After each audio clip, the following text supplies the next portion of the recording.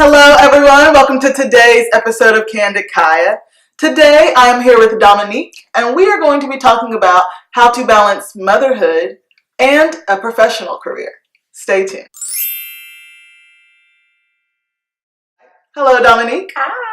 Thank you so much for coming on today's episode. I'm so excited to be here. Tell everyone just a little bit about yourself. Well, my name is Dominique. I'm from PG County, Maryland.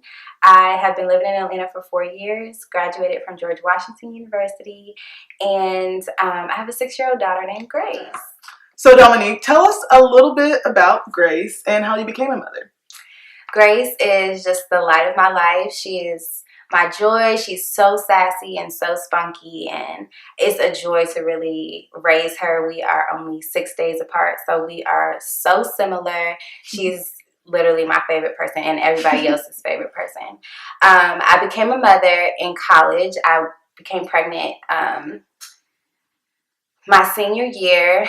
I graduated 3 months pregnant, and that was really a difficult time for me. And honestly, I didn't know what I wanted to do then, and I didn't know, coming out of college where my next step would be. But I knew I wanted to be an active mother, and I knew that, I had interned as a senior and interned as a junior, and I had put in all this work for a career that I thought I wanted. But when I became pregnant, that kind of changed for me. It shifted my priorities, and I didn't know what it meant to be a mother or what it meant to sacrifice, but I knew that I didn't want to leave her, and I didn't want to put in the kind of hours I had been putting in for her. So I made the decision to stay home with her.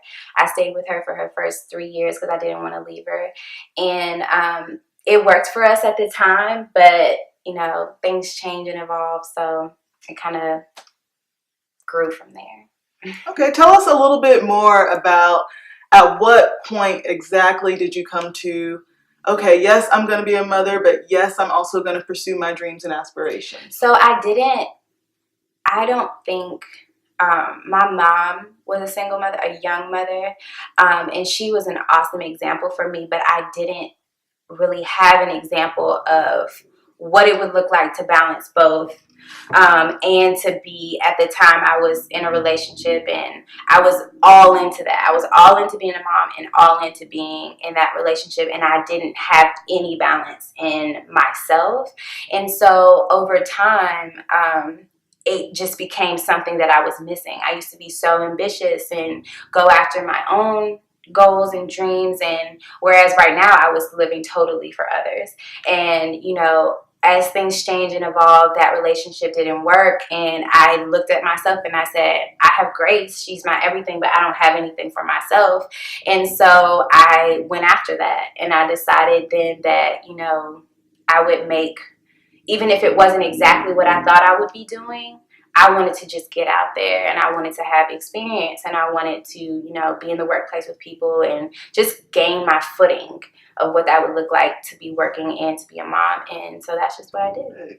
So let me ask you this. What motivated you? As soon as I had Grace, when I was pregnant with her, it was not easy. My parents were very disappointed. That was not their goal for my life, obviously, and all our parents have their goals for what their kids are going to be, and a young mother was not on their list of things. So I always felt internally that I was just going to be the best mother ever. Like it was going to be me and her no matter what. And I was going to be motivated by that, and that I wanted to be the woman that she would want to look up to.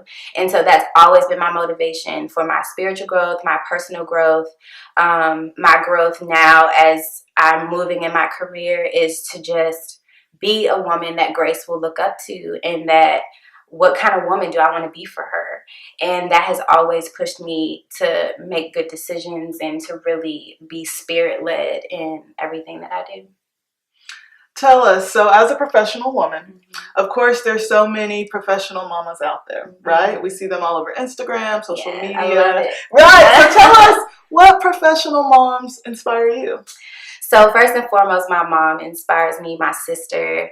They are so strong and so hardworking. And a lot of times being a mom is a thankless job. You know, give your entire life to these little babies who are so innocent, and they come into the world not having anything, not knowing anything, and it's really our responsibility to nurture them. So the effortless nature of how my mom and sister do it is really my utmost inspiration. But like everyone else, I love Instagram. Some of my favorite Instagram moms, Maddie James, she has 2 little girls. I love her. And I've never met any of these women, but I feel like I know them. Melanie White, in New York, her daughter is so cute. I can't think of any more, but I just love anytime I see them on Instagram or any other women who are just like doing it. I'm just like, you know, good for you, because it's hard out here. And I like that on Instagram, you can kind of build a community of support, Right. Even though you don't know them, but you can just still congratulate them for doing as best as they possibly can for what you can see. Right. So those are some of my favorites. Tell us a little more about the day in the life of a single mother. So, I wake up as early as I feel capable that day. I try to get up every day by 6:30. I get myself together, and then Grace kind of gets her life by about 7:30. I get her breakfast, get her dressed, and we are out the door. Sometimes we make it on time. Sometimes we don't. As long as I get her to carpool by 8:25, we're in a good space. So I drop her off, and then I'm at work from 9 to 5. I don't usually take a lunch because I have to leave at 5 on the dot. So I'm usually eating at my desk, eating my breakfast and lunch at my desk. And I go pick her up. And this is like clockwork every day. I'm leaving the office at 5, taking my computer with me. And, you know, once I get her, it's mommy mode. I try not to be on my phone. I try not to, you know, have any distractions. And get home, I cook dinner about 3 or 4 times a week, and she eats. We might she's in kindergarten, so they're not giving her a lot of homework. I sometimes give her my own homework and help her with her reading, because that's our goal right now, is getting her to where she wants to be as a little reader. And so we do all that stuff. We play, we doing dolls, painting nails, reading books, and then I try to have her in the tub by 7:45, in the bed, all books read, knocked out by 8:30. And then after that, if I have any energy at all for myself, I might sit down with a cup of tea and read a book, or I'm checking emails again. Because I leave work at 5, I don't want my colleagues to think that I'm not going to respond to anything after then. So I always check my emails before I go to bed, and just make sure that you know, my main job is covered. And then, you know, I have goals and aspirations of my own. I have a blog called Made for Grace. And so if I'm feeling up to it, I'll write a little bit, or I'll just, you know, brainstorm and work through my thoughts and journal. And this is my alone time by this point. And at this point, it's probably like 9:30, 10 o'clock. So I'll give it my all up until I can't stay awake anymore, and then I go to sleep and do it all over again. So naps don't exist. No. A nap? No. What is that? I don't know how to nap anymore. But I like what you said, because what you also added in there is, yes, you do the professional, yes, you do the mother thing every single day, all day, every day, but you also add in a little bit of self-help and you time. Always. I think that's really important. Yeah, and I think that I haven't always made that a priority, but in finding what makes me happy, alone time makes me happy. And I think that it's so important to make it a priority, because I'm happier when I wake up in the morning because I had at least 30 minutes to just, if I'm watching something on Netflix or reading a book, or if I'm just sitting still for 30 minutes, just not halfway there, halfway not, if I'm just quiet, that brings me back to myself. So I'm good with that. Yeah, it's definitely a priority. what is your advice for single mothers out there? My advice for single moms is to grace yourself and to understand that everything's not going to be perfect. Sometimes my dishes are sitting in the sink for a day or two. Sometimes the laundry's, piling up. But Grace is fed and she's happy and things are getting done. And they may not happen in the time that, looks appropriate, but I'm doing the best I can every single day, every single minute. And I think that a lot of times we just need to give ourselves credit for getting stuff done. And as long as it happens and you did your best, I think that, you're doing as good as you possibly can and that you should praise yourself for that. All right. What is your advice for moms who want to get back out there in the workplace but are really challenged with balancing motherhood and a career? Wow, that's a good question. I think that women who want to get back out there should just take one step at a time. I think they should, one, identify what is best for your family. If that means you're in a part-time position or that means you're in a company, that really values work-life balance, or if you are looking at opportunities that, are more flexible because that's what you need as a mother, I think you should really evaluate not only how you can work for someone, but how that opportunity can work for you and your life and your family. All right, Dominique, another question for you. What is your advice for those who might be in college or who might be in high school who are about to become mothers?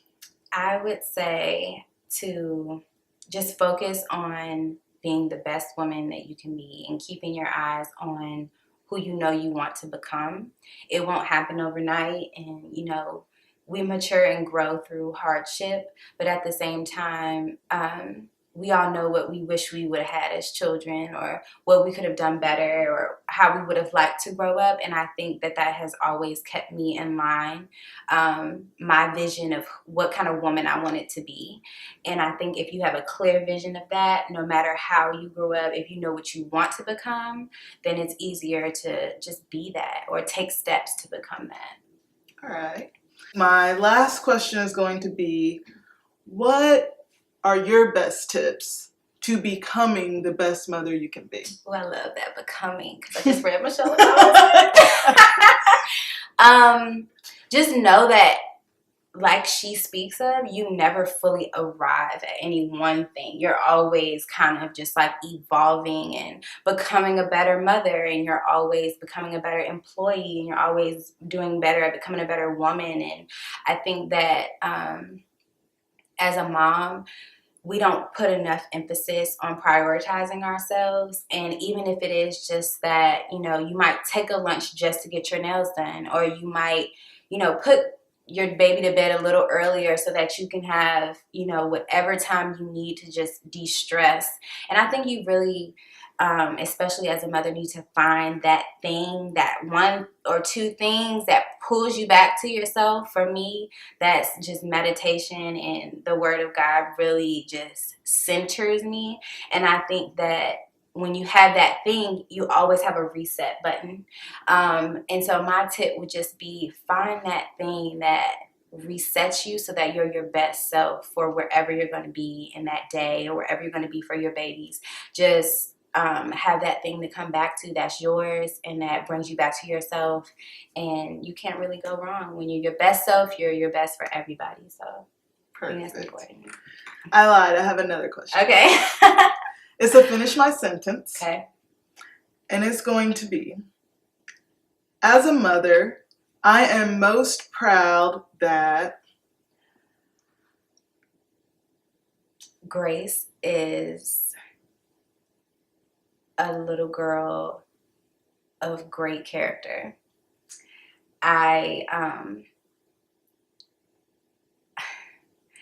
Obviously, like, we're in a time where everybody is putting their accomplishments and their children reading and multiplying by 4 and all kind of stuff on, social media, and it's a time of comparison sometimes. But I've always just wanted her to be a little girl who was just sweet and kind and cared about other people, and who's just going to grow up to be a woman of great moral character. And I think that she is on her way. She is She is just so sweet, and she, I just see in her the better version, that all the things that I struggled to be, she is. And I think that's a reflection of the work that her father and I have done to be good people for her. So character is the biggest thing. Perfect. Well, Okay. Dominique, thank you so much for today's interview. That concludes it. Tell everyone how they can keep up with you. And Made for Grace, Made by Grace. Yes, madeforgrace.com. My Instagram is _Dominique B. And yeah, for now, that's how you can keep up with me, but stay tuned for more. Perfect. Well, we will be doing just that. Again, Dominique, thank you. And we thank you all for joining today's interview. See you next time. Bye.